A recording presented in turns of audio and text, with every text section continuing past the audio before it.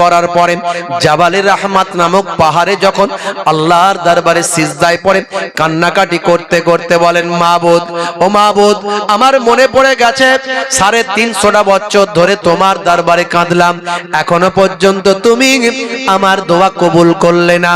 আহা, আমার মনে পড়ে গেছে জান্নাতে আমি একটা নাম দেখেছিলাম, আমার বংশধরদের মধ্যে থেকে, আমার সন্তানদের মধ্যে থেকে একটা সন্তান আসবেন, তিনি হবেন আখিরি জামানার পয়গম্বর, তিনি হবেন শেষ নবী। তাকে তুমি এত ভালোবাসো, মহাব্বত করো যে তার নামটা তোমার নামের সঙ্গে জুড়ে দিয়েছ। জান্নাতের দরজায় দরজায় যার নামটা আরশে আজিমের নিচে যার নামটা কালেমাতে যার নাম, তার নামটা আমি জান্নাতে দেখেছি। সেখানে আমি দেখতে পেয়েছি লা ইলাহা ইল্লাল্লাহু মুহাম্মাদুর রাসূলুল্লাহ। আয় আমার মাবুদ, 350 বছর কেঁদেছি, তুমি আমার দোয়া কবুল করনি, তবে আমার বিশ্বাস সেই নামের বদৌলতে তুমি নিশ্চয় আমার দোয়া কবুল করবে। এখন আমি তোমার কাছে সেই নবীর নামটা দিয়ে সুপারিশ করছি, সেই আমাদের আখিরি জামানার পয়গম্বর মুহাম্মাদুর রাসূলুল্লাহ সাল্লাল্লাহু আলাইহি ওয়াসাল্লামের নামের ওসিলায়, সেই পয়গম্বরের ওসিলায় হে আমার প্রভু, আমি আদমের দোয়াটা কবুল করে না। জোরে হবে না, জোরে হবে না।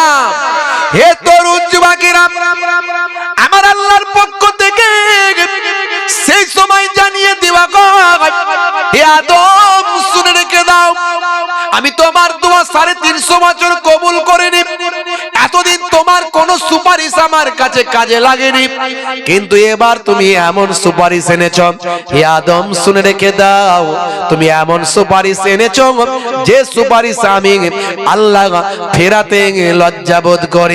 হে আদম শুনে রেখে দাও, তুমি যে নামটা নিয়ে এসেছ, যে নামের সুপারিশ চেয়েছ, তিনি হলেন নবিউল আম্বিয়া, তিনি হবেন আখিরি জামানার পয়গম্বর, আর তাকে আমি আল্লাহ বানিয়েছি ইমামুল আম্বিয়া, সমস্ত নবীদের ইমাম, সমস্ত নবীদের নেতা বানিয়েছি। এতদিন পর্যন্ত তোমার দোয়া ফিরিয়ে দিয়েছি, কিন্তু এবার আমি আর ফেরাতে পারলাম না। যাও যাও আদম, আমার সেই নবীর ওসিলায় আমি আল্লাহ তোমার দোয়াকে কবুল করে নিলাম।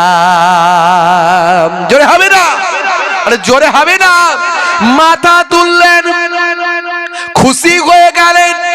হযরত আদম নবী খুশি হয়ে আল্লাহ দোয়া কবুল করেছে, মাথা তুললেন, চোখের পানি মুছে নিলেন, তাকিয়ে দেখলেন জেদ্দার দিক থেকে 350 বছর কান্নাকাটির পরেও যাকে আমি পাই নাই, জেদ্দার দিক থেকে দেখতে পান মা হাওয়া আলাইহিস সালাম ওই জাবালে রহমতের দিকে এগিয়ে আসছেন।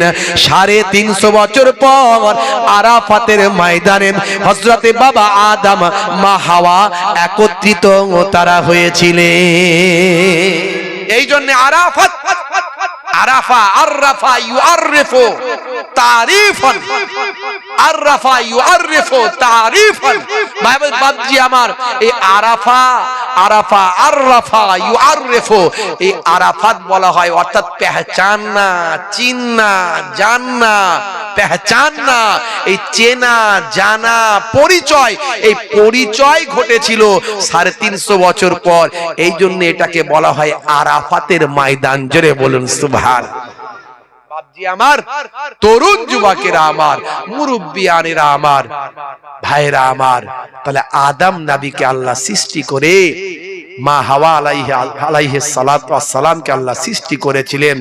শয়তান ওয়াসওয়াসা দেওয়া শুরু করেছিল উম্মতে আদমকে, সমস্ত নবীদের উম্মতকে, আখিরি জামানার পয়গম্বরের উম্মতকেও শয়তান ওয়াসওয়াসা দেবে। মিনাল জিন্নাতে ওয়ান নাস, মানুষের মধ্যে থেকে, জিনেদের মধ্যে থেকে।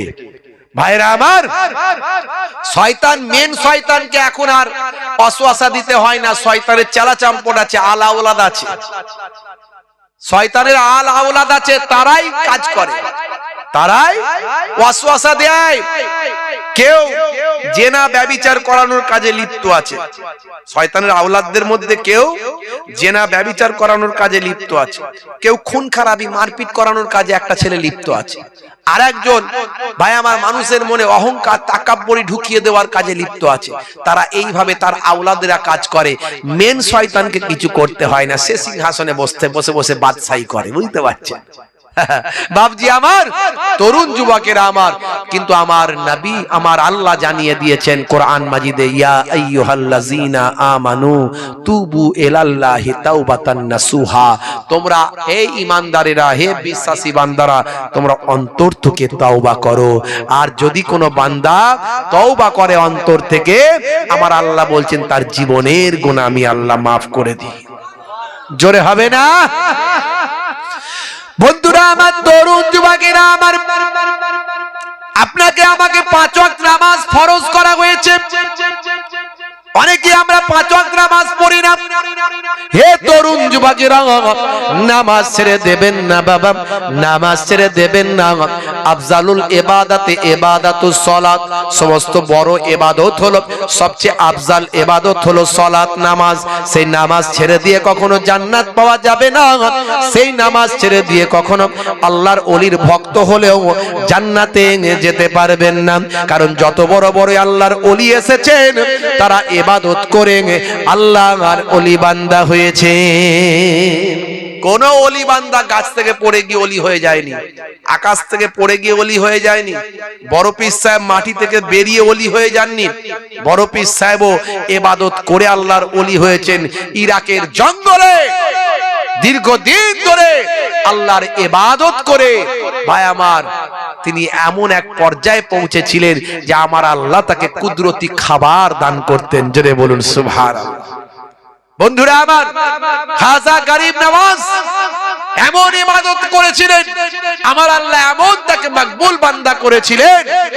পৃথ্বীরাজ চৌহান যখন ভাই আমার আনা সাগরের পানি তুলতে নিষেধ করেছিলেন, যে পানিতে হাত ডোবাতে পারবে না, শরীর লাগাতে পারবে না, ধৌত করতে পারবে না, কারণ এই আনা সাগরটা আমাদের জন্য পবিত্র। এই সাগর আমাদের জন্য পবিত্র। এখানে যারা যারা দর্শনার্থী দর্শন করতে আসে এই টেম্পলে, তখন এই আজমির শরীফের জমিনে একটা টেম্পল ছিল, একটা উপাসনা গৃহ ছিল। এই রাজা রানীর নামে গৃহ। গৃহটা কি? রাজা রানীর নামে গৃহ। এই গৃহে যারা আরাধনা করতে আসতো, তারা ওই বাবা আনা সাগরে এসে ডুবুক মারতো।